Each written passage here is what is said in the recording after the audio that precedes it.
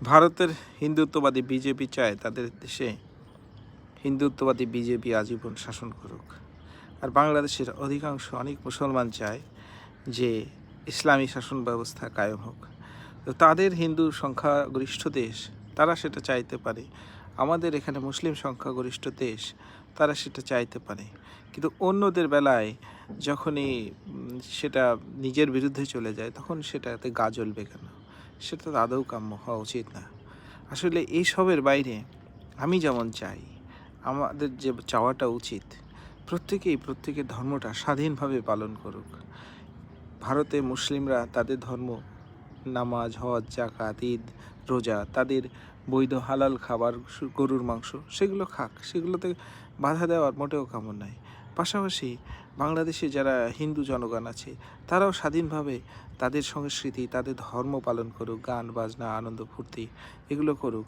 তারা পূজা পার্বণ মনের মতো করে নির্বিঘ্নে দিতে পারুক। যেমন যদি মসজিদে ওদিকে আজান হচ্ছে, সে সময় এদিকে কাসর বাজানো যাবে না, ঢাক বাজানো যাবে না, উলুধ্বনি দেওয়া যাবে না, এটা কাম্য নয়।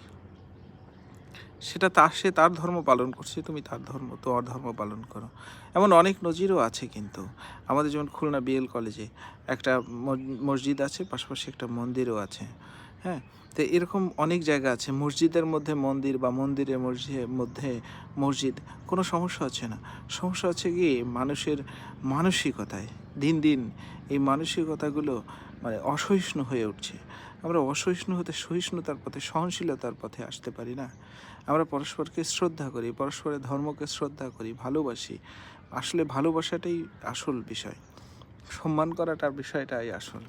মানুষ কেন ভয় পাবে? যেমন শহর এলাকায় একজন হিন্দু উলুধ্বনি দিয়ে পূজা দেবে, দেখা গেল সেই কারণেই আর প্রতিবেশী নিষেধ করবে, খোল করতাল বাজানো যাবে না। এগুলো তো আসলে কাম্য না।